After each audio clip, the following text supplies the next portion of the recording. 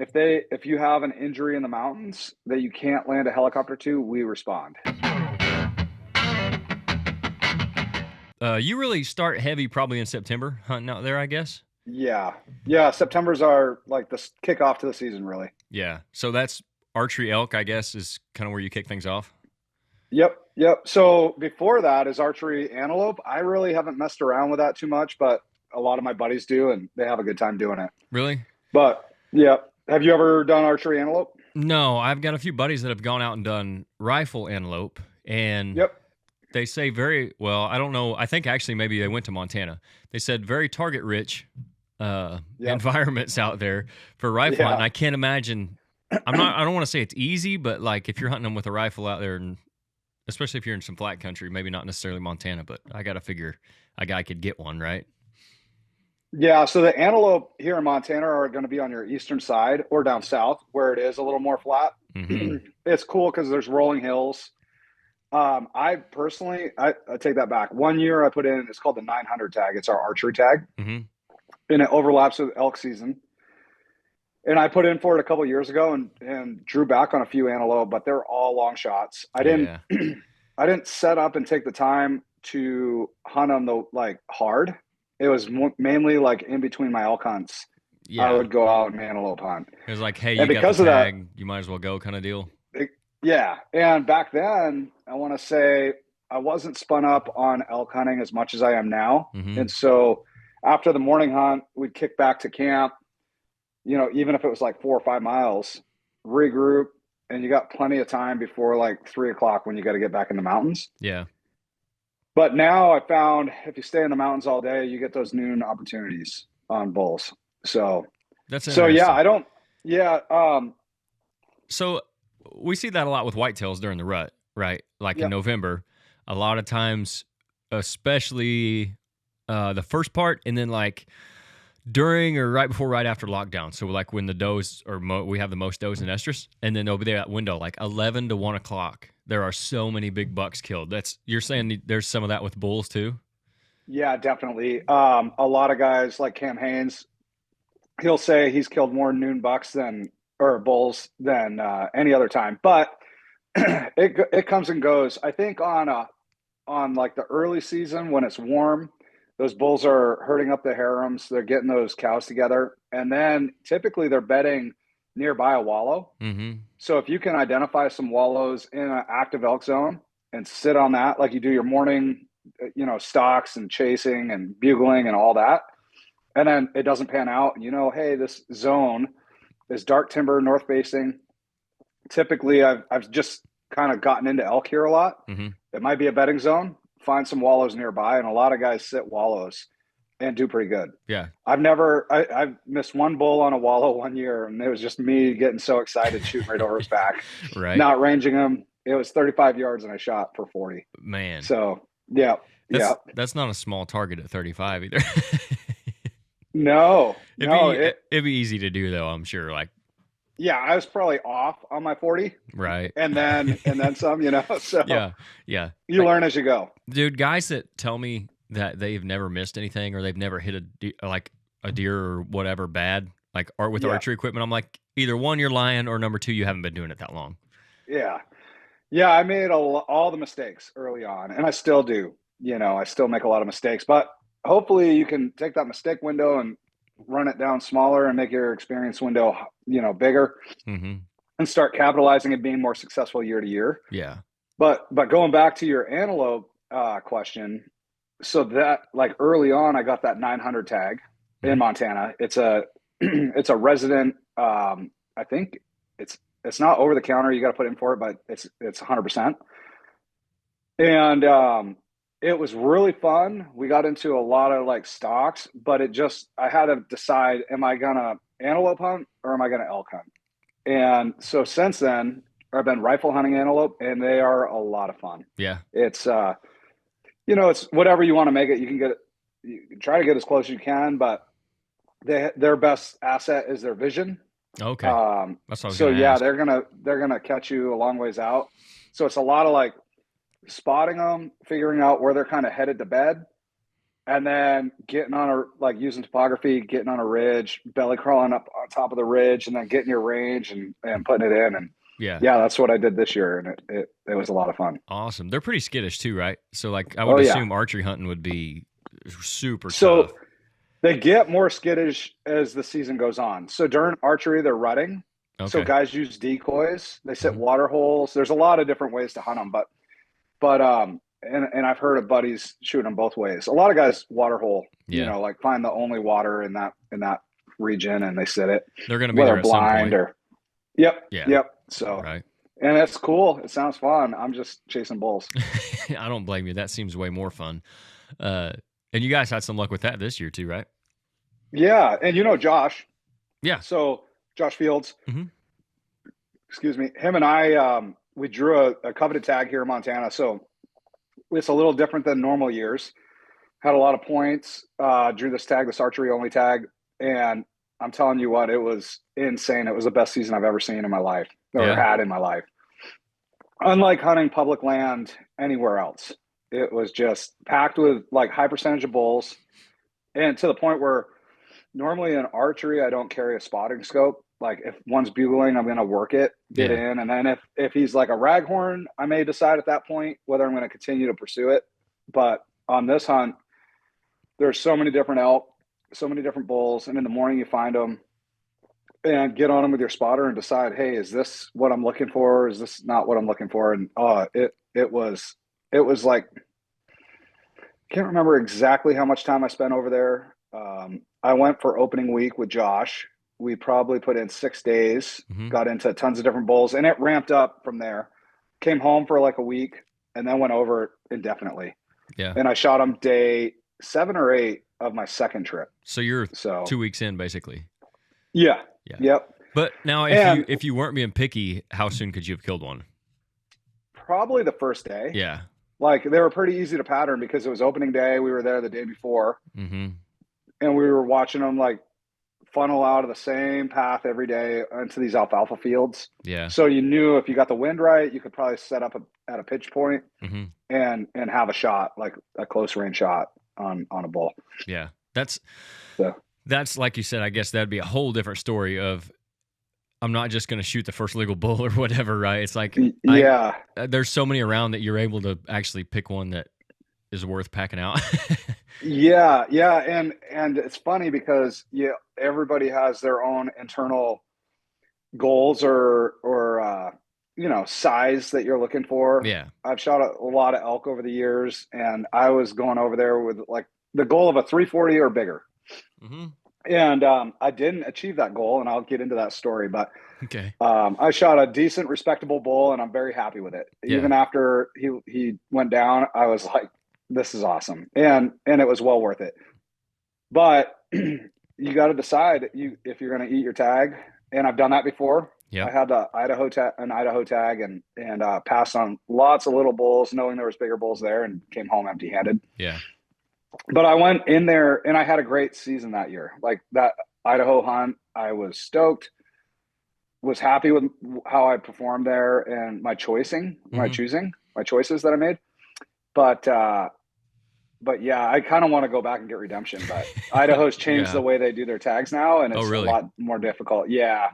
I mean, I could still get it. It's just going to take a few years to build points. Right. Okay. If they do point. I actually don't know a ton about how they've changed it. I just know it's a lot different. Man, that gets super complicated from state to state. Seems like to keep up with for a guy that's like for your home state. I'm sure you know Montana like the back of your hand, but if you're talking about starting to look at Colorado, Arizona, Idaho, Utah, whatever, like you could go for days on figuring point systems out and stuff. Yeah, they're all different. I know Montana really well, and even having opportunities in other states, it's hard because I just love chasing big muleys and bulls here in Montana. Yeah.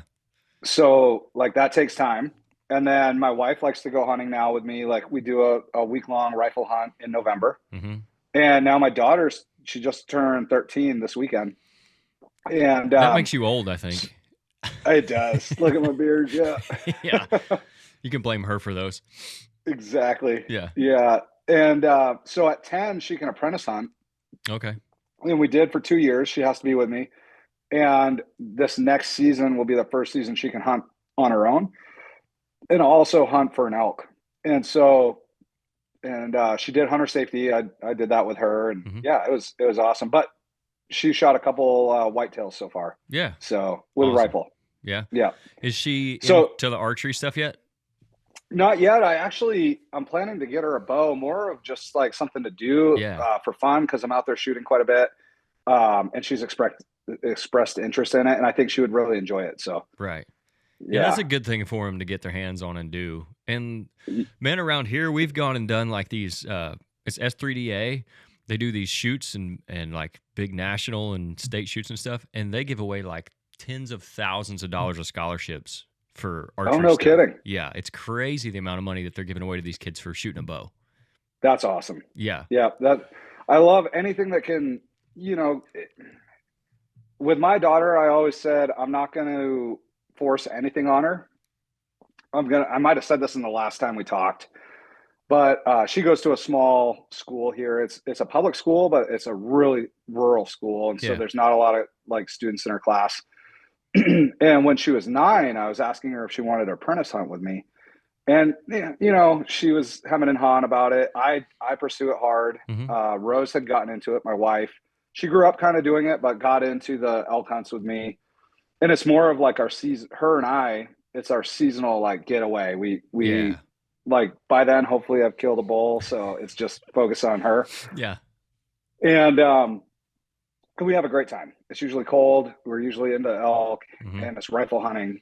But anyway, so with my daughter, you don't want to force anything on your kids, but she was naturally around it. And I really think it was the boys in her class that were talking about going out with their dads. And she's like, Dad, I want to shoot a big buck this year. And I Uh-huh. was like, all right, we'll do it. But Yeah.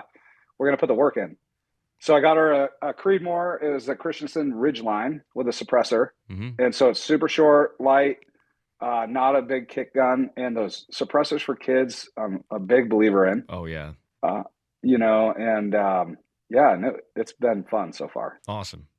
There, one of the benefits, like guys will argue till they're blue in the face about like crossbows being legal here in Illinois now for like the whole archery season. But one of the biggest benefits I've seen is kids Okay. and women, honestly too, is getting into Yep. archery hunting with the crossbows because they can use them now. Like used to, you had to have a waiver, like a medical waiver, to even be able Sure. to use a crossbow, but now everybody's open to it. And again, there's a lot that comes with that. But one of the benefits I've seen is a lot more kids that are getting to hunt archery season, and they're not just having to hunt like the youth firearm and then the other 7 days of firearm season or whatever. So just like what you're talking about with that suppressor and getting them the right gun, like Yeah, you could scare a kid off easily if you're doing the wrong things to start with. for sure. Yeah. I don't have any experience with crossbows. I really I don't really know much about them at all. Mm-hmm. But I could see, like in your community, because we don't. Maybe we have crossbows out here. It's not a talked about Dude, it thing. would be such a pain to lug around the mountain. I would imagine they're so Okay, heavy. they're pretty heavy. Yeah. Okay, but I could see it being an intro piece for archery equipment because it has like a little asterisk next to Yes. it. You know, like I'm starting out on a crossbow, but you know, like the next thing is to get the bow. Yes. So Yes. yeah, that's cool. It's kind of a gateway drug for some people. Now there are Yeah. other people, and this is where I kind of think I don't know if I should say problem, but like there's the guys who only do it because it's easier and they want like the end result of the picture with the buck. You know what I mean? Right. No, And no, I know exactly what you're talking about. Yep. and to me, like what I always tell guys, or we talk about it, I don't think that's a crossbow problem. I think that's a person, like the end user Yeah. problem. But Yeah. there is a lot of people where it's like a gateway drug into archery because, like I said, they get to hunt more. They're like, they see the opportunity. And then it's like, okay, it's not a gun, but it's still crosshairs and pulling a trigger. And now I've got pretty good at that. I want more. You know what I mean? I want the next Right. thing. And it's So what's the range on a crossbow? depending on what you get. Like if you get a $3,000-$4,000 Raven and you practice, you could be consistent at 70 to 80 yards, I would say. No kidding. Now, Okay. are you going to shoot that on a whitetail? Hopefully not, because just a lot of things can Right. happen at 80 yards. But Yeah.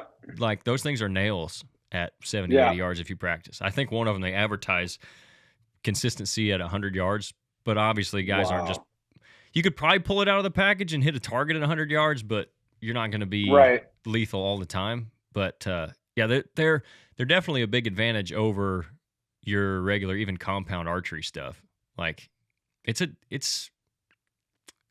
different game. Yeah. It is. Yep. Well, it's the same thing in the bow woods with elk. You know, they're a big target, like you mentioned.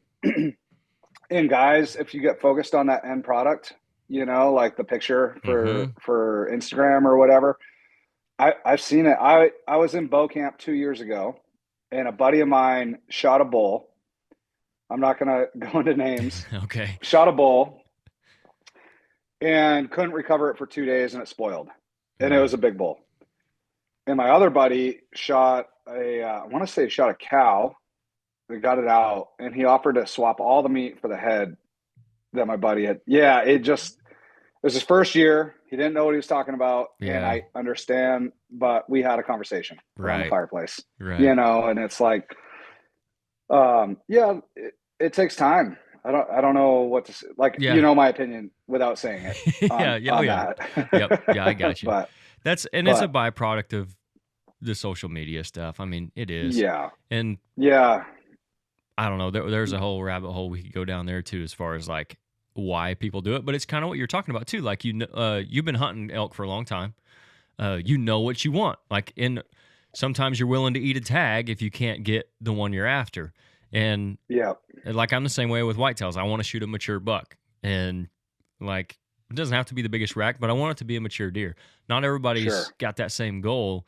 Where I think we run into issues as a whole hunting community, and I'm sure you see this out west too, is guys bashing on somebody for shooting like maybe it's a spike out there, or like here it's a 2 or 3 year old buck, and it's like just because that's not what you want to shoot doesn't mean it's not Yeah, okay for them, you know? yeah. And I'll say straight up too, typically with a general tag archery, I'll shoot not any legal bull, but I'll shoot a bull. I'm filling the freezer. Yeah. And that's going back to that conversation about all the Western states. Montana, and they're getting kind of a rep for it, is more of an opportunity state. They want anybody to be able to go out and hunt an elk. Mm-hmm. Whereas like Arizona, you're going to wait, or New Mexico, you're going to wait years, even as a resident, to pull a tag. And so maybe you're a little more careful on what you shoot. Right. With trophy tags, or I wouldn't even say trophy tags, but like that Idaho tag I had, I knew I probably am not coming back here for a couple of years if I do. Yeah. And so I want to treat it like it's kind of a special tag. And so, because I still have my Montana tag. So, yeah. And I don't have any problems with that. I do know that there's a argument to be said, Eastern Montana, where there's a lot of muleys, and you can hunt them in Montana right now during the rut. Mm-hmm. There's a lot of little bucks getting shot, and it's not allowing that upper age class to produce. Yeah. It is what it is. I'll put my vote in. I'm not going to worry about things I can't control. Yeah. And I can hunt around Western Montana and go up high in the mountains and find big bucks. Yeah. So, right. and guys aren't driving around shooting them. Yeah. So, yeah, it's a little bit different over there. Yeah. Yeah.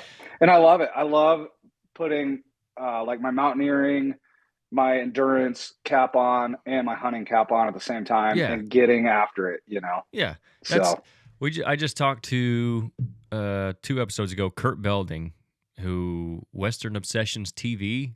He's on Carbon TV and a couple other things. He does a ton of Western stuff. He's actually in Colorado, but he was talking about the same thing. He's like, yeah, that end result, the killing the bull or whatever, is awesome, but the adventure part of it is like way over half the fun. You know what I mean? For sure. And so I shot a decent buck this year, rifle, a muley buck up high. Mm-hmm. It was 5 miles up, and I was solo. And I didn't even put tape on it. It's a good buck. It's got some kickers on it. Yeah. And I just got it back from the taxidermist. I got it on the mantle. And I look at that every morning. I drink coffee here at home, and I'm just smiling. Like, that was an amazing hunt. Yeah. And the part on the mantle is just the memory part. It's like a photograph. Yeah. You know, it's not why I pursued that animal. Like, we're eating that muley not every night, but we eat it often, you know, mix it in with elk. And it's great. Yeah. Like, it's an old mountain buck, and it, like, I properly prepare it, you know, and put it on the smoker and make it taste good. And my family doesn't know the difference. Exactly. Oh, well, I'm sure you know what you're doing too. That's something that Like a lot of people say, well, I don't want that big old nasty buck. Well, okay, it's probably not going to be as tender as a fawn, but if you take care of it after you shoot it, you take care of the For meat sure. the whole time, and you keep everything clean, and then you know how to cook it, prep it, and Yeah. cook it. Like you said, they can't tell the difference. It's still good, you know? Yeah. Yeah. Yeah. And I, going to antelope is amazing as Is it well. really? Have you ever had antelope? I don't think I have, actually. That's Oh, one of the wild games that I have not had. it's one of my top. Really? It's still below elk, but an antelope burger or an antelope steak is, and I don't mix it. I don't mix anything with a burger. I just Yeah. grind it, Yeah. cut all the fat off it, everything I can. Are they grind pretty it. lean? They're really lean and I they're figured. small. Yeah. Yeah, they're smaller than probably a whitetail. Yeah. Um, One thing though with antelope is, and I believe this theory, this is a theory amongst hunters, is if you catch an antelope on the dead sprint because he's running from you and you drop him, he's got adrenaline pumping through his meat. Mm-hmm. Like the antelope I shot this year, it was a spot and stock, got in, they didn't know I was there, belly crawled up, bipod out, range, it was 415, put the dope in, shot him, and I watched him forever. He just stood there, and he turned, so I couldn't see the entrance hole. Mm-hmm. And I was shooting a 6.5 PRC that day. Yeah. And he stood there for a while and then tipped over, but he didn't run. He wasn't like shocked. That antelope's great. Yeah. And but if I had like hit a bad shot and he's running and I'm following up, right, you're gonna be able to identify that. You spook them, they bounce off and stop, and you get a shot off. I think there's something to that. Yeah. Especially with those speed goats. Yeah. But yeah, man, do you want me to go into the elk hunt? Yeah, that's where I was just about to go. Cause okay, yeah, let's get into that a little bit.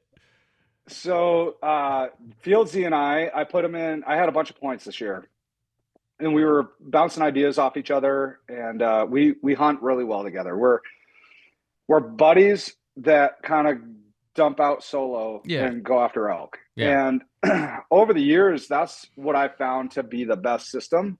I like to call, so does Josh. But at some point, if you can sneak in and stick one, like that's the ultimate. And that's what happened to me this year. Okay. And I can send you a couple clips if you want. Yeah. Of some sick encounters I had with bulls that I passed on that were probably bigger than the one I ended up shooting. Really? It's hard to say at that level. I got really good at judging this year with Josh's help because he's really good at judging those 350 plus bulls and what you're looking at. Mm-hmm. Where for years I've been just a public land guy, knowing what like 300 and below and 300 and above, right in that median looks like. But the real big dudes, like the width and the tine length, and that was what this hunt was about. It was like, okay, we're gonna discard that one. How do you get it on this other one? And and also there's all these bulls bachelored up trying to get cows because there's like way more bull to cow ratio there. Okay. And so you're putting a stock in on a bull, and there's like 3 bulls that you're gonna encounter before you get to the one you're trying to kill. So it was tricky. Wading your way through them. Yeah. But man, what a fun season. We set up a hard camp with my camper, and my buddy Tanner came, and Tanner does a ton of photography stuff. We GoPro'd the whole thing, which obviously for hunting, like as we go into the YouTube stuff, not ideal for like distance and being able to see what you're doing. Yeah. I'm starting. Right. And but Tanner, man, he's a high-end photographer. He works with Seeger and a bunch of other Yeti, bunch of companies. But he came over for the whole hunt just to check it out because he's like, dude, this is like the mecca of elk hunting. Yeah, just to be there.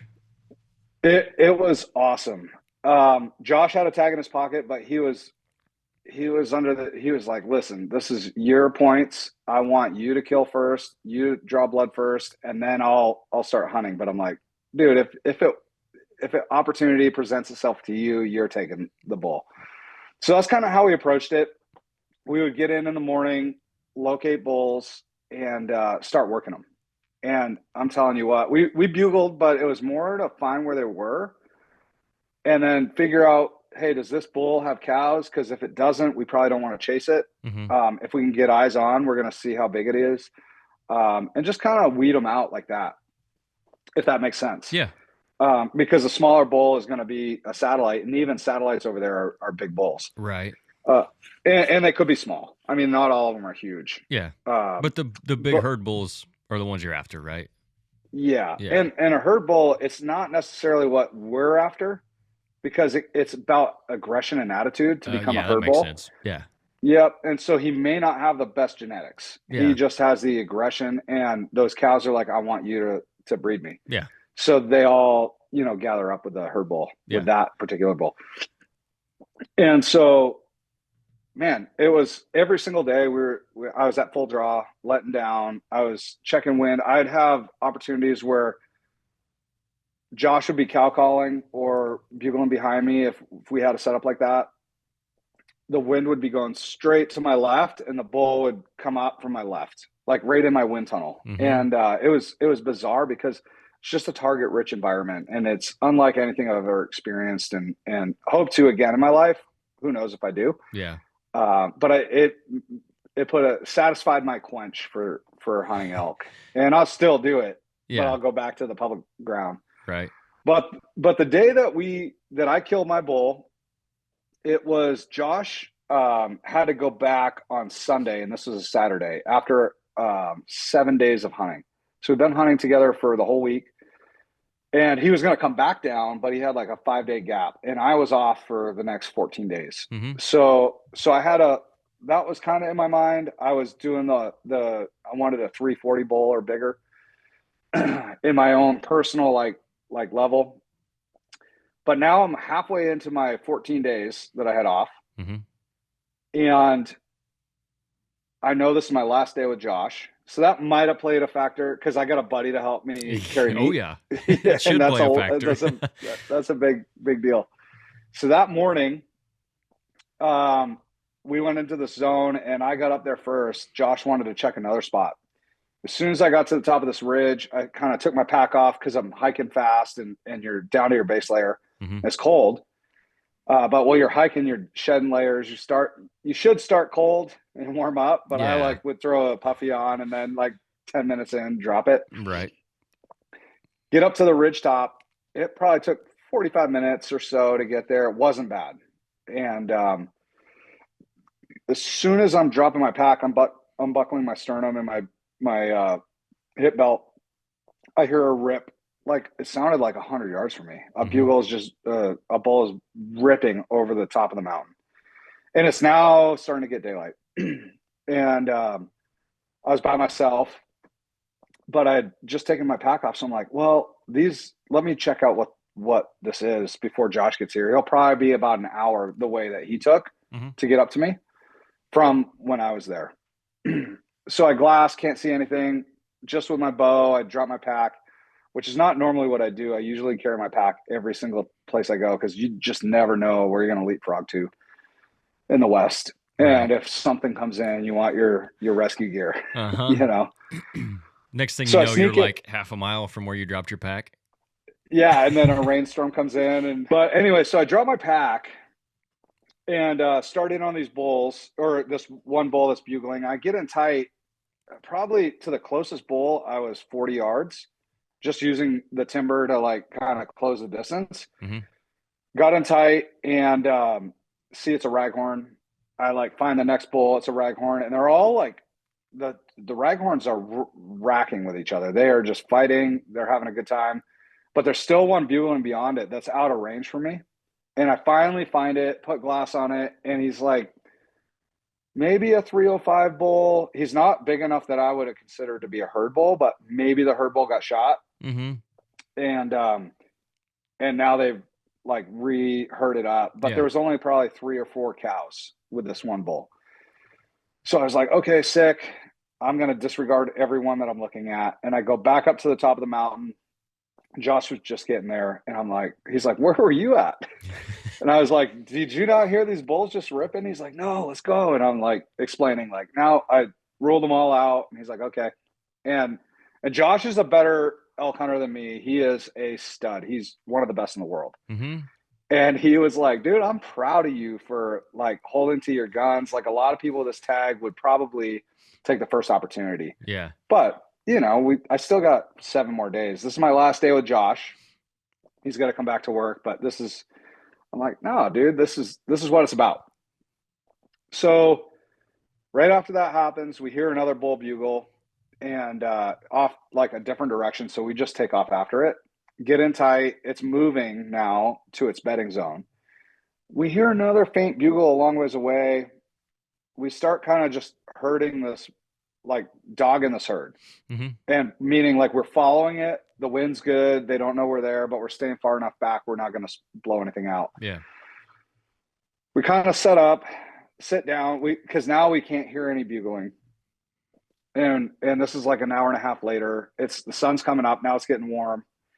and we all of a sudden hear just like a elk orgy, like Yeah. rutting activity. There's a steep canyon in front of us, and we just hear ripping bugles. Like it went like an hour without anything, and now all of a sudden the forest is on fire and there's bulls ripping.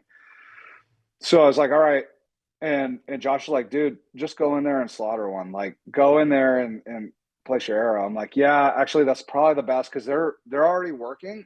So if you come in as another group, it may work in your favor, but it may not. So I'm like, I think I can slip in on these guys. And the thermals were still working in our favor. They were coming down the mountain, even though the sun was starting to poke up, but in the shade, they were still coming down. So I get down below them and start working up, and I start seeing the bulls, and they're like 200 yards in front of me, but they're moving and they're just running into each other. They're crashing horns, but then they would disengage and go back and check their herds, their harems. And every one of them had probably 15 to 20 cows, and there's 3 bulls. Really? Yep. There's 3 bulls. I put my binos on them, and I like greenlit every one of them. The lowest was a 340, like big backs, decent spread. The biggest was probably a 365, 360, 365. And then the other one was right in between. So in my mind, I was like, I would shoot any one of these bulls. Josh is here. It's his last day. I'm going to try to sneak in and get an opportunity. What I didn't realize was there was a 4th bull in there. It was the one I ended up shooting. Of course. Yeah. And it was awesome. It was an amazing hunt. So this happened for like 20 minutes. It's in my face, bugles. I'm sneaking in. I'm getting close, getting tight. And there's 2 bulls off to my right. It ended up being 3. And this one is off to my left. So I think, okay, 2 bulls are over here. One's off to my left. They're going to cross in front of me somewhere. And I have shooting lanes. So I kind of range everything, knock an arrow. And I'm like, I'm not going to press it anymore because I could get busted by a cow.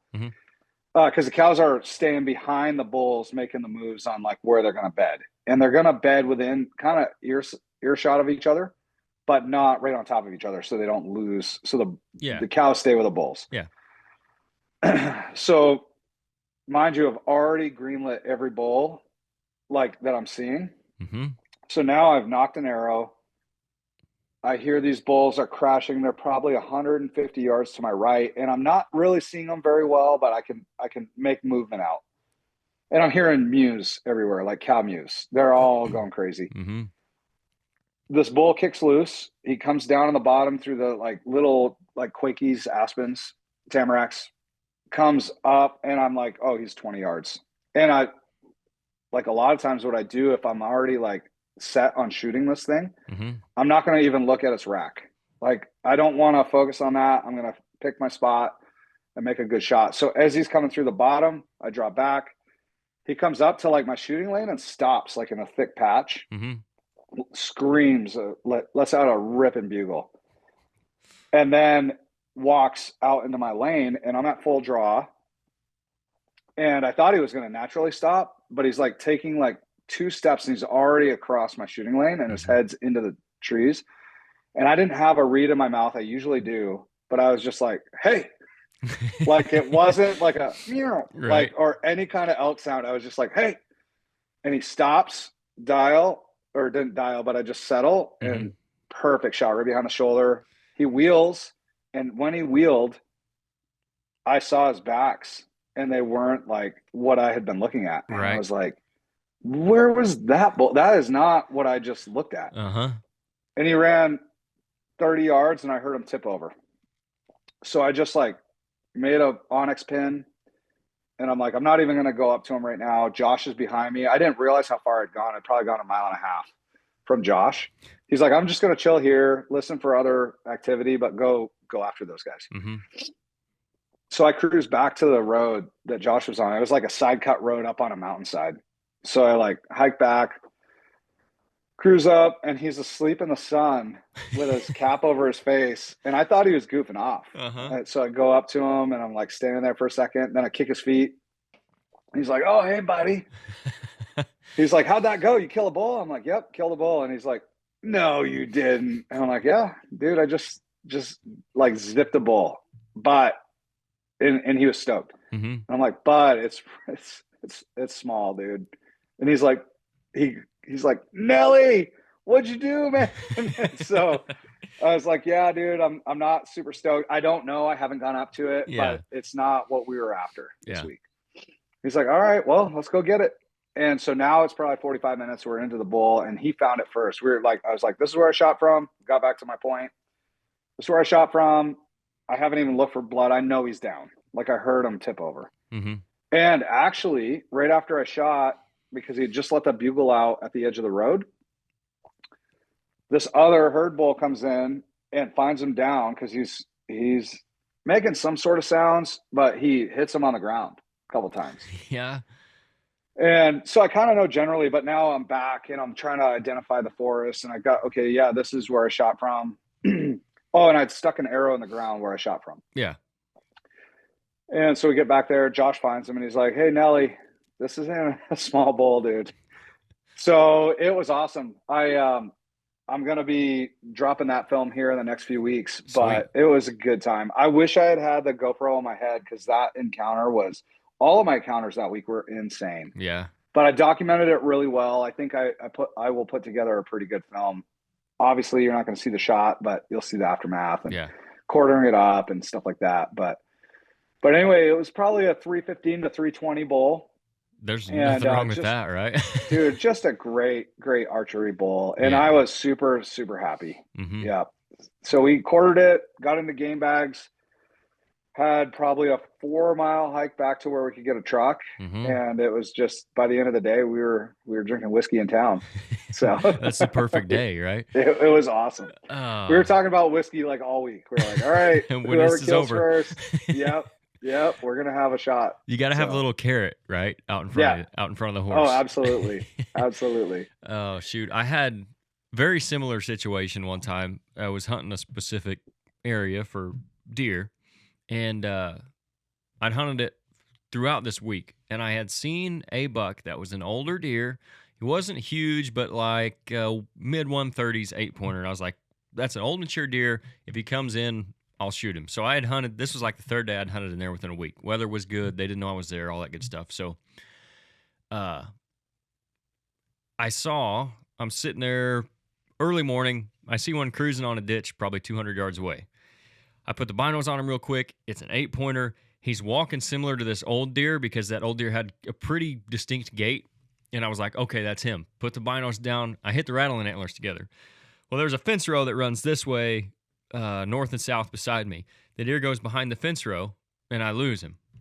Next thing I know, I'm catching flashes of him coming. I'm like, sweet, he's coming in. That's the one I want. And like you said, if I see it, I think, hey, shooter, then I don't pay attention to the antlers again, right? Yeah. So finally, he makes the opening in the fence row, which is about 45 yards. He comes out and he gets to 30. I draw back, I shoot, and of course, it just drops him dead in his tracks. Yeah, like I hit him high shoulder, right where their spine comes down, and just dropped him. Yeah. And I'm looking at him, and I'm like, that is not the deer I thought it was. Like, well, I guess I'll shoot him again because, I spine shot him. So I shoot him again. Yeah. Walk up to him. Sure enough, it's like a 115-inch, 2.5-year-old 9-pointer. I'm like, not exactly what I was wanting. Cool. Yeah. But of course, like the 2-year-old's going to come into the rattling, right? Like if it was that mature buck, he probably wouldn't even have paid any attention to it. But it was one of those same deals you're talking about. Like I knew it was that deer in my head when I first saw him, never paid attention again. It happened so fast after he came out that I just laced him and that was it. And then I was, and I was so you gotta just be happy. It was, I mean, like, hey, I got one down. That's what I'm out here for. I'm not eating the tag, whatever. And it's kind of like you got to pay your dues too, you know. At Yeah. that time, I Yeah. hadn't shot a lot of racked bucks, so you know, Right. Yeah. it's one of those. You just paying your dues, and you can't always shoot the big ones the first time out. Those are the guys like. Here at the shop, we get a lot of kids that'll come in and they shoot like 150, 160-inch deer. And I'm like, dude, you're not supposed to do that. Because Right. the That'll next ruin one, you. exactly. Yeah. Yeah. That can ruin you from the start. Yeah. My daughter, she's like, I want to shoot a big bull, this year. And I'm like, well, let's start with a cow, Mm-hmm. like just to get used to it and to see the work that's involved. Yes. So yeah, I was super happy. Even after it all played out, before I went and grabbed Josh, I was like, man, thank you, Lord. This is an awesome hunt. Mm-hmm. I'm stoked to be here. We were lucky to live where we do and do what we do. Yeah. Like, I'm happy. Yep. Like, there's zero regret. And man, I shot a nice bull elk with my bow. It doesn't get better than that. So very few, honestly, in the whole scope of everybody that hunts, few people have done that. So I mean, like that's something in its own. Just to be like you're talking about being 4 miles. A lot of guys can't even walk 4 miles on flat ground. You know, you know what I mean? Yeah, so, yeah. It's hard when buddies want to come out and hunt to try to be like, hey, this is what you should expect. Yeah. Like, especially archery, there's not a lot of sleeping. Mm-hmm. Like we got to move way before daylight, and we're getting back way after dark. Mm-hmm. And then got to eat. So we're cooking something up, depending on how we're hunting, whether it's spike camp or back to a hard camp. Right. But yeah, but then rifle is way different. It's like start at daylight, end at like be back to the truck by dark. Yeah. And we kind of, if you can find them, you can kill them. Right. Generally. You don't have to close the distance, obviously, nearly as much. Right. Yeah. My wife shot a decent bull in rifle. Yeah. And it was a really fun hunt. It was third week of November, I want to say, and it was tough. It was warm here in Montana this past season, so nothing's moving. Like a lot of times, weather is what moves those towards their winter grounds. Yeah, and we're hunting those like in between spots in the mountains. But we probably put 4 days in before I found a bull, and I caught him right at last light, just like moving, like glassing as hard as I can for like 5 minutes, and then moving again to look at different terrain. And this bull, I was like panning off my tripod with my spotter, and zipped right past the brown spot, came back to it, and there's a bull standing there, and I was like, "Hey, babe, come check this bull out." Before she got over there, he was back in the timber. And it was a little pocket, probably 200 yards by 200 yards of just timber, and everything was bare around it. And it was like a flat bench. And I'm like, he is not going anywhere. He'll be there tomorrow. Right. So we got the wind right. We got above him. We stalked slowly down through the timber, and she shot him in his bed. Nice. And it was awesome. It was a really good hunt. Yeah, those are the kind you like for sure. Yeah. You were talking about judging bulls, like on the hoof and stuff. So one thing we run into a lot, like the 2 bucks that I shot this year, for example, the first one, smaller racked, but he was 260 pounds on the hoof, which is a big whitetail, and for around here even. And we've got some bigger ones than a lot of places. Yeah, that sounds like a big buck. But then the second one I shot we didn't weigh him, but he was probably more around 200, 210.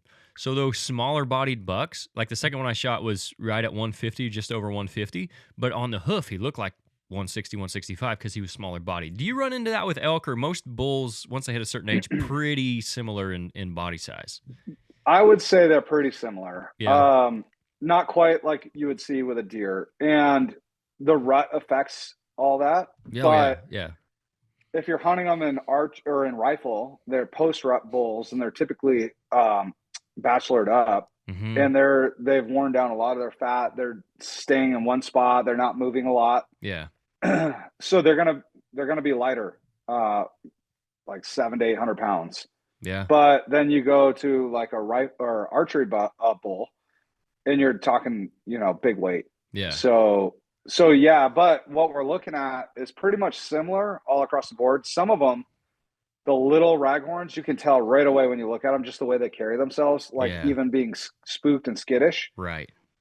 The other thing too with a rifle hunt, if you find bulls with cows, like later rifle, that's not a mature bull because the mature bull is going to be off bachelored up with other mature bulls. Yeah. So like little spikes, rags, branch antler, they're going to be with the cows Yeah. and until they get kicked out like the next year. Yeah. The big bulls So know that the party's over, right?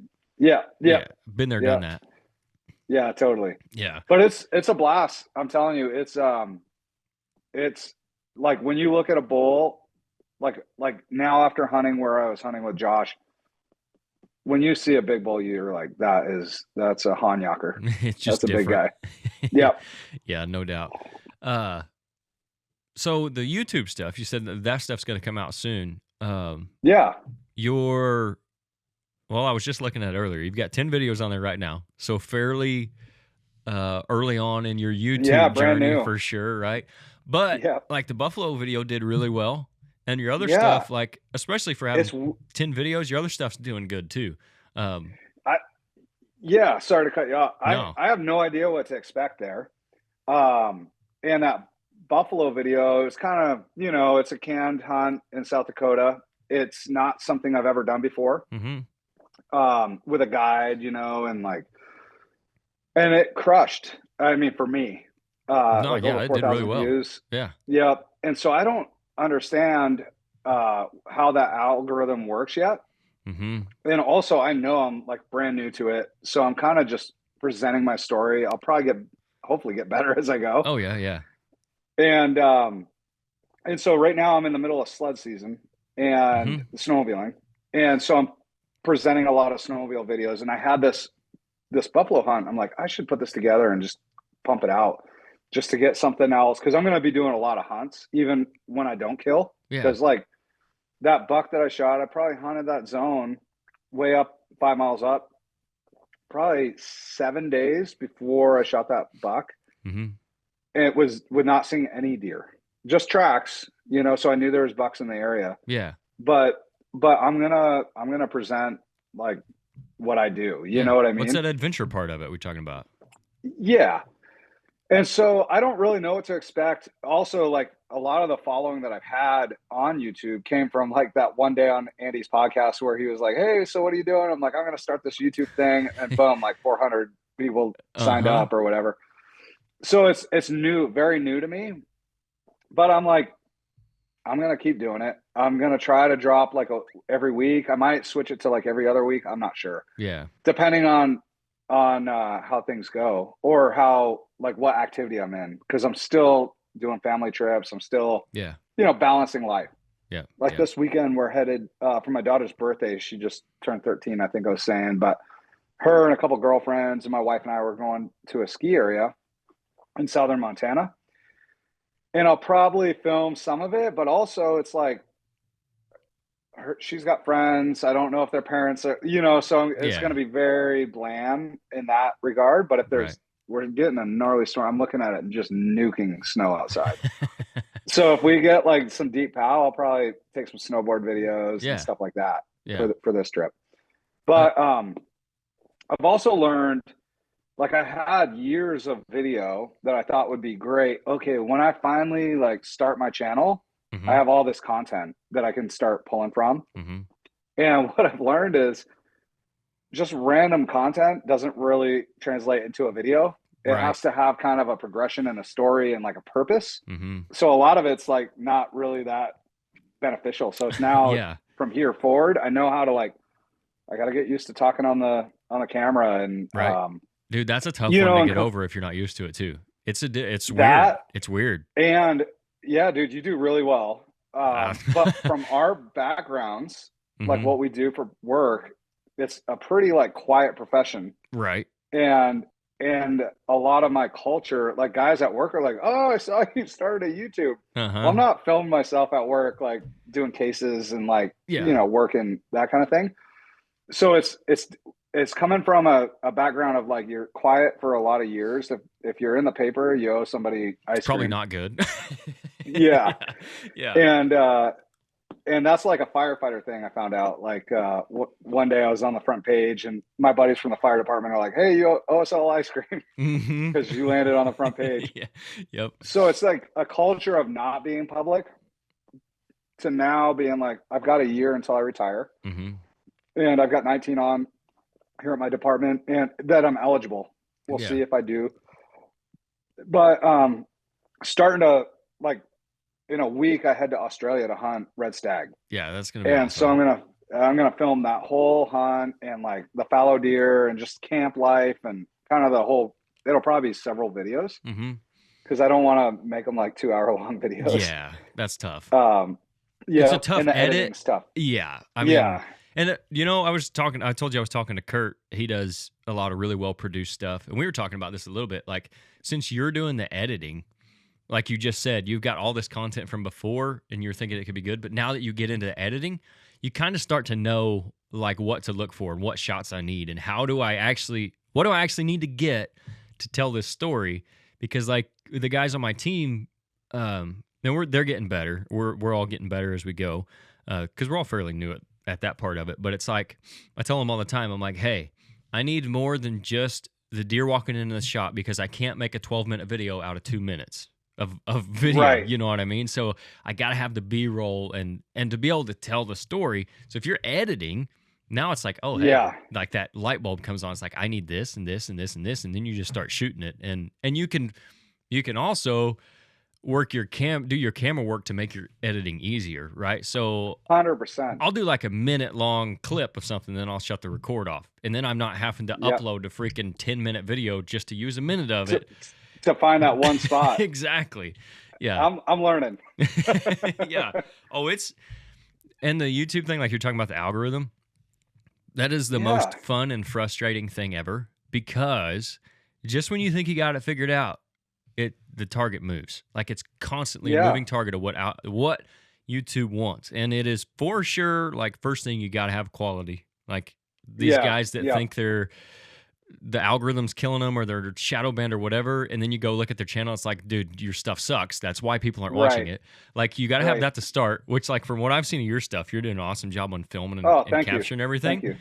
And then it's like, okay, like you're talking about, building that story and putting it together, and what do the people who are watching my stuff want to engage with, and then putting that towards, okay, what's the algorithm looking for this month or this week, right? It's like it's a game that you can get in the weeds on for sure. That's a really good way to put it, the moving target. Because when that bison hunt happened, I thought that was not one of my best works. But I'm trying to put out stuff, and I'm like, hey, I have all this footy. I'm going to put it together. And it like kept getting views like every day. And I'm like, and I'm paying attention. Yeah. And then I'm like, okay, I guess I figured it out. And then the next one, it had like, 80 views or whatever it was. And it's like, okay, I thought my moto bears, because it was on the same kind of idea. Kind of same lane. And it didn't do well at all. I don't mind.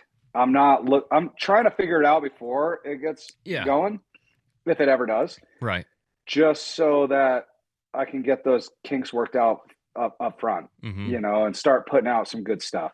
Yeah. But I'm going to be filming my bear hunts this spring, like all of them, even when we don't kill. I'm going to, I just have some good ideas, I think, just of what I do. And if people want to watch them, cool. Yeah. That's something too that I like. What I try to look at with views is views relative to how many like subscribers you have, right? So like if you're averaging 100 views and you got 400 subscribers, to somebody who has 400,000, that's 100,000. You know what I mean? Like relative to your subscriber base. Yep. Because like we'll do some stuff that I'm like, gosh, I thought that was a pretty good video, and it just didn't do as good as some of the other stuff. And it's like, but okay, step back. Quit worrying about what you thought it should have got. Look at what it did get, and be like, okay, it's worth it. We're at least making progress. Like keep taking those steps forwards and learning from it. Like you're saying, kind of figuring out what they want. But it's a game. It's wild, but it is what it is. I'm not putting any eggs in that basket. I'm just like doing it for fun right now, and it is fun for me. And maybe like I've watched some videos on YouTube of YouTubing, and and they're like, push through the part where you're like, oh, this isn't going anywhere, and because so I'm just gonna keep editing, keep working them. I've got like several more in the queue that I'm excited to push out. Mostly snowmobiling right now, Yeah. like mountain sledding. And this Australia hunt should be a pretty good time. So Oh yeah. we're Yeah. staying at a cool lodge. It's like lodge. It's like open camping in the mountains, snakes everywhere. Like Yeah. Right. and we kill our dinner. So Uh-huh. it'll be really fun with my buddies. So Yeah. it'll be a good time. And you said Yeah. you're guiding out there Yeah. or over So there? I don't even know how you would say that. yep, exactly. Yeah. My buddy Eamon owns Broadside Hunting Okay. in Australia. It's flying into Sydney, and it's a 4-hour drive up from there. He leases some land that then I don't know if you call it public land or how it works over there, but he leases like several thousand acres. And he's told me, he's like, saw some of my, like, he's come out to Montana, and he's like, the way that you hunt elk, it's easier to hunt red stags over there. I would love to set you up with some clients. And I was like, super like, I've never hunted a red stag, so I don't know what the roar's about. I don't. Yeah. He's like, here's some calls. Let's figure this out. He goes, within 2 days, you're going to be crushing. So we got a like week to figure it out, and then I have clients coming in and start guiding them on stags and some fallow deer too. No pressure or anything, right? Yeah, exactly. I'm sure you'll do fine. Yeah. It's like just managing his expectations, right? That's the thing. It's like also an opportunity that doesn't come around a lot. Oh yeah. And so I'm gonna do it. You know, for the last 2 years, I was like, maybe I'm not the best guy, but I'm like, let's go do this. Yeah. Let's go figure it out. You're not gonna know if you don't go do it. Yeah. And it's just I'm really stoked. It's just like the YouTube thing you're talking about. Like you spend all this time in this, kind of quieter profession or whatever, and then it's like you kind of it's a leap to start trying to be a little bit public with stuff. But do you really want to be 80 years old and be like, gosh dang, what if I would have tried to start doing something, or what if I would have went on that hunt in Australia? It's like sometimes you just got to do it, and if somebody else is going to make fun of you or give you crap for it, it's like I didn't really care about them anyway. I've got pretty thick skin, as I bet you do. You have to. From our profession. Exactly. Yeah. You have to. Yeah. And like my buddy Tanner, he's been a big influence and help. And he's like, dude, we do some fun things, and it may be just our niche, but let's show it off. So that's what we're doing. Yeah. And your Instagram's a great follow too. I think I said that last time that you were on, but people need to go follow it's not Nelson. Your Instagram's JP. Right. Yeah. I think my IG is Grant_JP. And that came from years back working. Yeah. And I haven't ever changed it. So yeah. But that reminds me what you just said there. You guys do a lot of cool stuff. I think it was either Cam Haynes or Dudley. I heard one time talking about that, and they were like talking about holding content back to like save it for the next day or whatever. And they're like, no, dude, we're going to do cool stuff tomorrow. Just post it, like we're doing cool stuff. I heard the same thing. Yeah. Just put it on there. We'll do more cool stuff tomorrow and we can post that. Yeah. Otherwise your phone backs up with photos that you don't ever use. And you forget about stuff. And they're like, wait, that was your origin camo. Why are you posting it now and you're with Sika? You know what I mean? Like, you could run into that. Yeah. Let's just say. Yeah. I won't. Right. Yeah.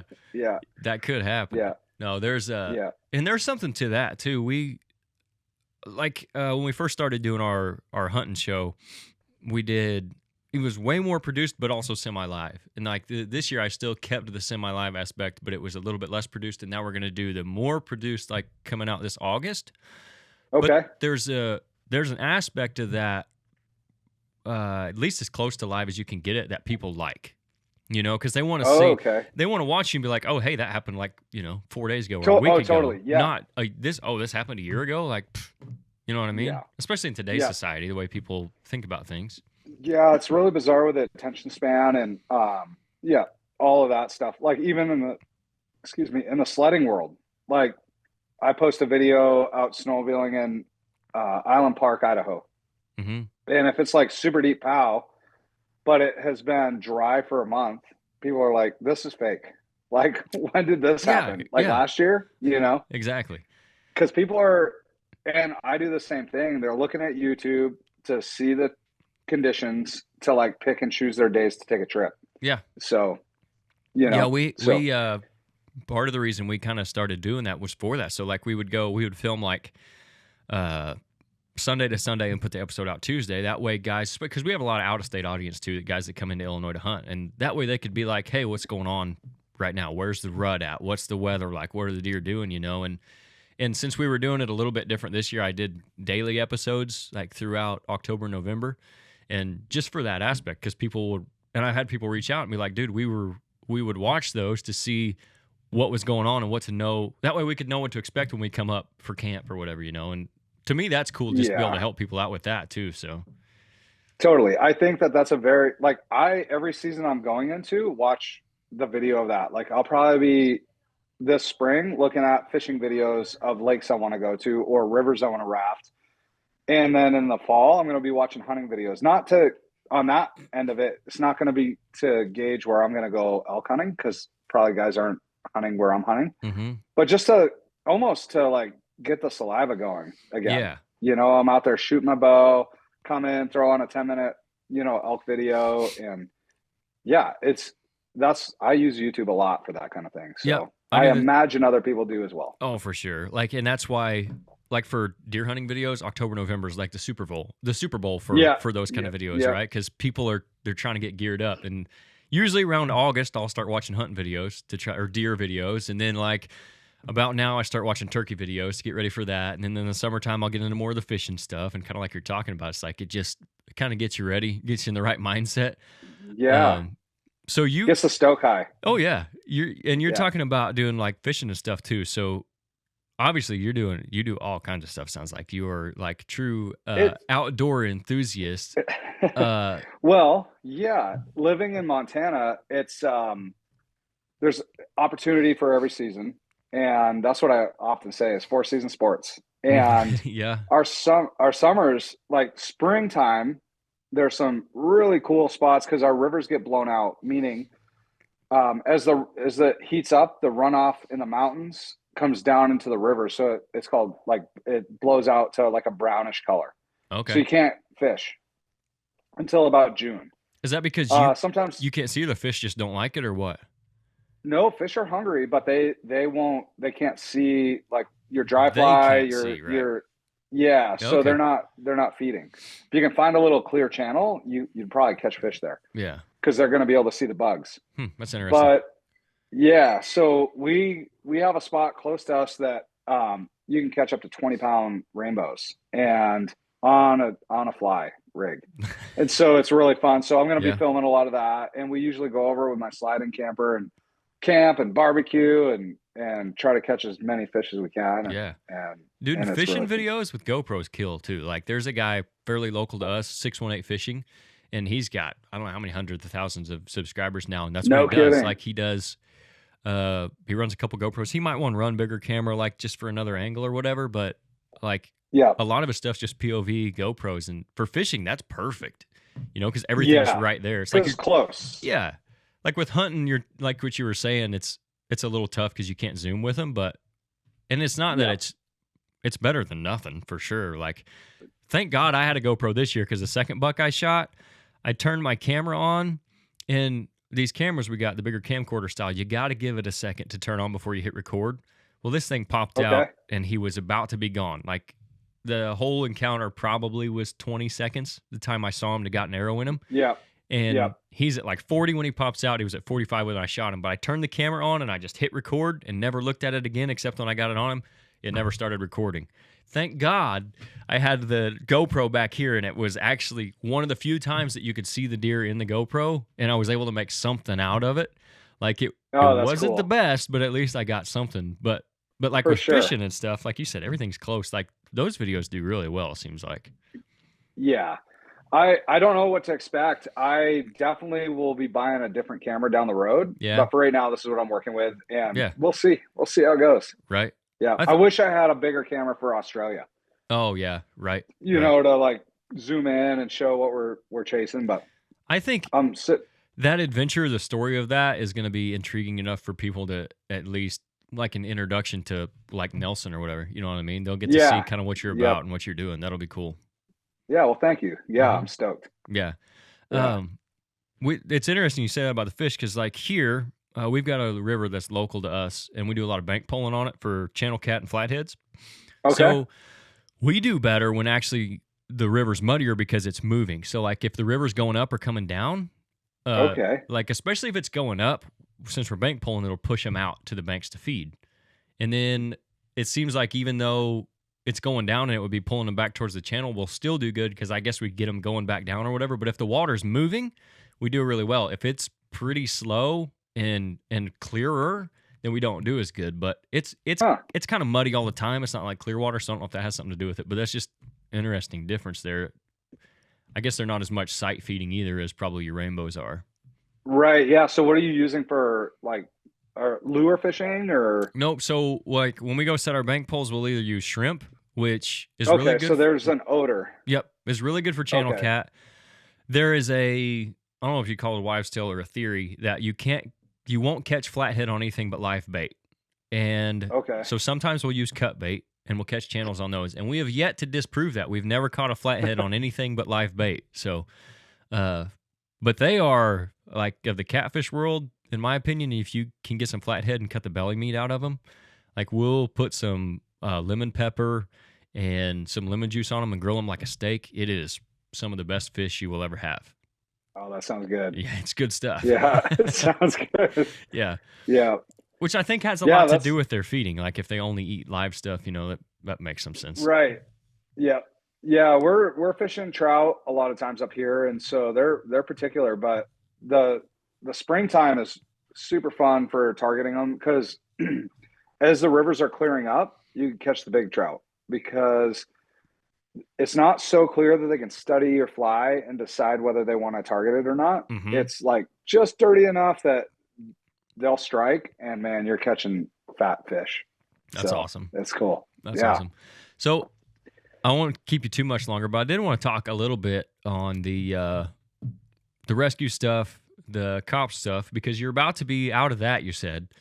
Yeah, I we'll know see. We'll see. well, maybe, right? I know we got into that Yeah. a little bit last time, but so you said you're in between helicopters right now, but for people who didn't listen last time or whatever, go down that road just a little bit. What you do with that? Because I think that's like cool stuff. Like, Yeah, I'm lucky to be here. It's a really rare island of of work that we have up here, and by that I mean like it's hard to get to. And when new guys come in and they're like, "How do I get to the helicopter?"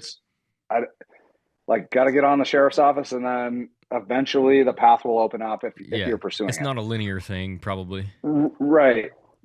But what we have for Rescue Bird is we just sold our Bell 429. So we had a twin engine helicopter with a hoist rescue. Mm-hmm. And so we're mainly rescue based. We're not like a life flight or alert.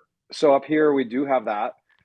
If you have an injury in the mountains that you can't land a helicopter to, we respond. And so we have a pilot, a hoist operator, and then a rescue specialist that goes down on the cable and will perform interventions on the ground, which is mainly my job right now. And so whether it's usually trauma based, whether it's snowmobiling or dirt biking or a cliff fall, Mm-hmm. whatever the mechanism there is, we'll go in, we'll go down and assess the patient, whether we've got a backboard or we can put them in what we call a screamer suit, Mm-hmm. where we do a quick hasty hoist and then get them up to the helicopter. We'll land and then transfer to a higher level of care. So whether that's landing in the middle of nowhere and transferring to another helicopter that has paramedics on it, or we land and hand off to an ambulance. So yeah, it's brought us all over. So we service 300 nautical miles from Kalispell Airport. Mm-hmm. So we go into Idaho, touch of Wyoming, and then a lot of Montana, obviously. And man, it's a cool program. It's really cool. Yeah. That's what is your guys' busiest time of year? Is it like the summertime when it's warmer and more people are out, or do you see more injuries in the winter? There is a shoulder season like spring and fall, but so the winter is steady, but the summer is definitely the busiest. I mean, Glacier Park gets millions of visitors. Summer is definitely busy. From dirt bikes to like fly fishermen to hikers. There's anything in between. You can Hmm. get people that you just can't land a helicopter near, or rescue teams can't get to in a timely manner. Yeah. So we'll launch and go do a hoist. What is your So guys' like? Do you have a shift with that? So like, you're on call for 24 hours or whatever, and you have to be so within a certain distance of the hangar or yep, whatever. exactly. Yep. Okay. So the rules are, so to speak, is 45 minutes from wheels up from the Okay. call coming out. I live in Columbia Falls, Montana, so I'm about 15 minutes, 10 minutes to the hangar. Hmm. And you need enough time to get your gear on, get checks, to go over the priority of what we're going to. Yeah. And then we're inside 45 minutes for a launch. And it's usually faster than that. Right. And to go to the shift question, so right now with my daytime hours at my job, Hmm. I'm on call for all 4 of those days. So Monday to Thursday is my work day. I'm on call for all 4 of those days. So if a daytime rescue comes out, I respond to the hangar from Kalispell, where my office is, Hmm. and then suit up from there. Nice. If I pull after hour shift, um, like let's say tonight I was on call, I'm just hanging around the house. It's kind of nice because it forces you to do garden work or Yeah. fix something around, that you've been needing on the chore list. And then a page comes out, just respond to the hangar and start suiting up. So, Yeah. and we're all on that rotation basis. So there's guys that if I'm on a daytime call, there's a nighttime guy that comes out. So it switches at 6 to 6. Okay. Yeah. So, That keeps you from yep. having to run over and over and over, I guess, like anything else. Yeah. We have some guys in our rotation that are on like a 3-day rotation, So they're just and on then for they're three off days for like, straight. yep. Yeah, okay. And so in the summer, it can happen where we get 4 or 5 calls stacked. Yeah. And so they'll tap out to another shift. Like, hey, I've had, 12 hours of flying. It's like, I got to get somebody else to come in. Yeah. So, Do your pilots have to switch out after so many yes. hours? And I don't know what their regs are on the flying time, Hmm. but I do know that they're on the same rotation. They're on like a 3-day rotation or whatever it is. But if they have multiple call outs, they will tap the next pilot in front of them That makes sense. and then just make it up somewhere along the way. Yeah. And then So, I would assume they have to have a ton of flight hours. Are most of your guys ex-military because of that reason? so no, actually, Really? the last pilot we hired was a CHP retired guy. He Okay. young guy, came out of the California Highway Patrol, did hoist rescue for them. They moved to the valley, and he got picked up with our program. Okay. So like around here we've got Yeah. the one AirEvac is services our area mostly. Life Flight is kind of in our area, but there's 4 or 5 bases that have AirEvac in them. So it's obviously not what you're talking about, but it's just air ambulance, right?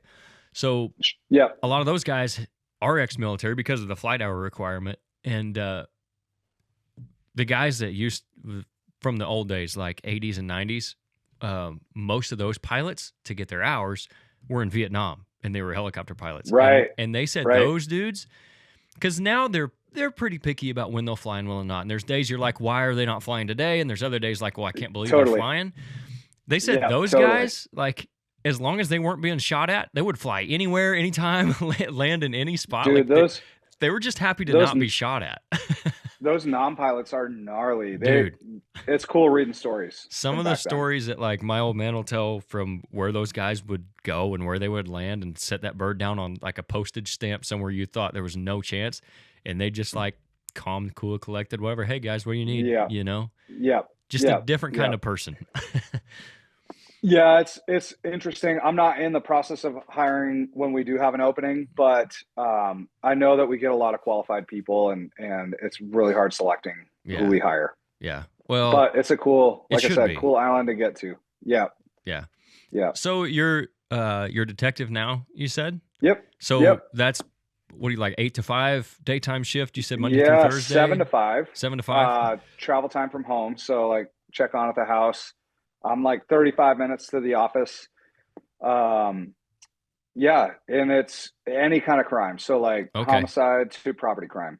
So Okay. like we all kind of help out. So Is I'm that not on because call of tonight. staffing, or is that pretty normal? Yeah, it's mostly staffing because of the size of our sheriff's office. There's 7 of us in the detective unit, Mm-hmm. and we're all assigned to certain crime types. And then if you're on call, so every 7th week, I'm on call for a week. Okay. If that makes sense. Yeah. So like any after hour calls, if I like have a homicide, I'll text it out to the boys, whoever's available. We'll join up and we'll get the crime scene team out Mm-hmm. and start processing the scene. So, but I would be primary on that particular case. Like for example, I was on call over Christmas, Mm-hmm. and we had 4 shootings, I want to say, Nice. and it was just wild. Yeah, it wasn't good. But so there's a lot of work all of a Yeah. sudden, Yeah. but I had a lot of hands on deck too. Guys were, coming out and helping. So Yeah. We always yeah, say that fires come in threes. So if we have one, there's 2 more bound to come in the next couple of days. Uh, 100%, dude. yeah, it's crazy how that works. I figured yours was probably the same, but you've done several different It things is. within law enforcement. I remember talking about last time. What has maybe been your favorite thing, or do you think that's helped you stay in for like almost 20 years now? Because I would think there has to be some burnout if you get stuck, kind of doing the same thing all the For time. sure. I think that my career, man, it's been amazing. It's hard to put a dart on the map from a distance and say this is where it's going to go Yeah. because you don't know. You don't know what it looks like. But for me personally, like I never pursued the goalposts of success that everybody had with promotion. Mm-hmm. I just was like, so I'm a deputy. I'm not a corporal, sergeant, or a lieutenant, or any in the command. What I realized early on, you don't have to go towards those goals. What everybody kind of seems is like this is a ladder. This is just what you do. Um, that comes with meetings. It comes with out of off time requirements, and I didn't really want to pursue that. Yeah. However, what I did want to pursue early on was SWAT. That was something that was really like interested me, Yeah. and I knew that that would pick up my gun skills and tactics, and all that stuff. So a few years into the sheriff's office, I applied for SWAT, got on SWAT, and I worked there for 10 years. And that was collateral. So it doesn't mean we don't have a full time SWAT team. Although Mm-hmm. now with our op tempo, they probably could use a full time team. Okay. Um, so I spent 10 years there where you're training a lot. We had a high op tempo back then too. Warrant service, barricades, and then any kind of emergency that comes out besides that. Yeah. From there, I went to our narcotics unit, and it was a lot of plain clothes, big beard, buying dope, like in bars, like that kind of lifestyle. Yeah. I did that for 3, went back to patrol, and then I worked there for a couple of years. Um, right after I went to patrol, I got on with a helicopter unit. Mm-hmm. And so I've been there, oh man, maybe 4 years now. And then in that same time frame, went to detectives. So I've been a detectives year and a half, I want to say now. Mm-hmm. So I've been on our air rescue longer than that. But to answer your question, my favorite part of my job would be definitely the helicopter rescue. Yeah. I didn't realize, so all along my career, I was part of search and rescue. So with the sheriff's office, we kind of navigate the SAR calls. Mm-hmm. We have a pretty big pool of really awesome volunteers that help out with search and rescue. But to facilitate that, we have to have like a coordinator, we have to have incident command, and all the things that go into the leadership of SAR Mm-hmm. to perform like this is where we're going to search the lost person behavior and all the things that go into that. And that's kind of, I think, what navigated me towards the helicopter. As part of Swiftwater, as part of the snowmobile team and the mountain team back when we had that. Mm-hmm. And so to answer the question, yeah, the helicopter is by far my favorite thing I've ever done in my career. Yeah. It's wild. Like when you get a call, it's calm, your heartbeat's down, you're getting your gear check done, but you're going to somebody's worst day. Yep. And the difference with that versus like SWAT, where if you take action in your community on a belligerent, methed out gunslinger, Mm-hmm. like there's always lawsuits, there's always like this cloud around Right or whether you were right or wrong. Yeah. 100%. And so I've been around a lot of those incidents, and then you don't know what you're missing out on until you leave, so to Mm-hmm. speak. So like when I left SWAT, it was a pretty big deal. It was like, this is a change of life, da da da da. And that team just keeps moving. Yeah. Like they don't miss you. Right. Like their tactics get better. It's probably been 6 years since I've been on SWAT, and they look like a whole different team than when I was there. Yeah. And it's incredible to see. Like they are spun up, squared away dudes. That's Good awesome. buddies of mine.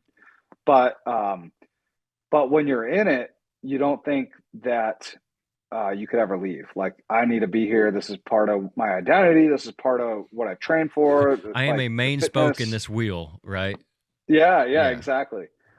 And then when you leave and you look over at it, you're like, oh, like they didn't really need me.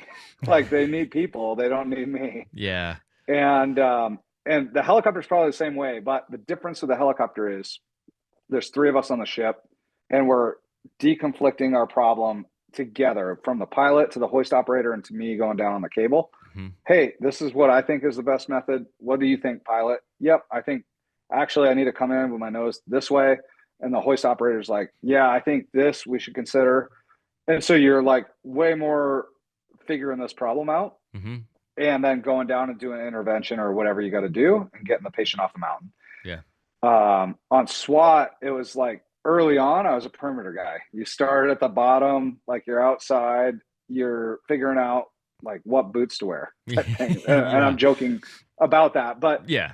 But there's a lot to it, and you're not sure really how this wheel is moving down the road. Mm-hmm. And then as you progress, like by the end of my time there, we're entry, making decisions, and there's 24 guys all pitching in on an idea. And there's probably 10 ways that it can be done right, but we got to all come together on one way. Yeah. You know what I mean? Yep. So yeah, the helicopter is pretty special, and like getting Christmas cards and getting thank you. And that's not why we do it, but it doesn't hurt anything. It's a different side.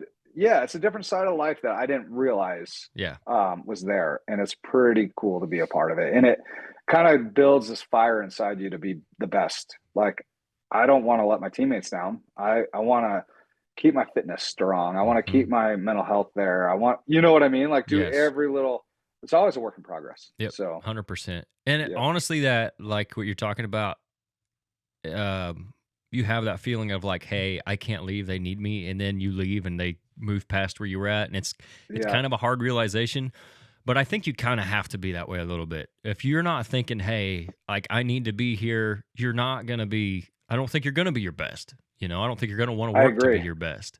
I think you have to have a little bit of a chip on your shoulder, not a big one. You got to check that ego, but you have to be like, this is why we're here. We're the best. And we're showing up today for somebody's worst day. Mm-hmm. And even on the helicopter, it's the same way. It's a different vibe over there, though. It's alpha, but it's not that kind of alpha. Does that make sense? Yeah. There's a medicine involvement. There's so many different components to keep your skill set sharp that you're always working on something. Plus, I'm handling detective stuff and like caseload and court and you know jury trials and then vacation time and Australia and exactly. Like there's like this juggling act going on, and you gotta be sharp at all of it. You can't show up to the helicopter giving it halfway, right? You know, because somebody gets hurt. Yep. So that's the thing. The stakes are pretty high at that point, so you got to be good. But yeah, man, I'm excited about these videos you got coming out. I'll be watching. I'll try to share them as I see them too. Well, thank you. Anybody that comes out doing it new, and like, not that we've only been doing this for 5 years, but that's a good chunk though, like, brother. There are so many guys out there that do it, that are especially the older guys that seem so salty and they don't want anybody else to come in and do it. I'm like, there is enough room for everybody in this creator space. And I think it's just better when we get together and talk and bounce ideas off each other and help each other out. And like, so anybody that's coming into it and doing like you're doing, like you said, you're just kind of jumping in, hey, here it is, and figuring it out. Yeah. That's kind of how I started. And like, I have so much respect for that. So I think it's awesome what you're doing. I'll try to share it. And before I let you go, make sure, tell everybody where they can find you. I'll link it in the description of the episode too, but tell everybody where they can find your YouTube, your Instagram, anything else you want to plug, have at it.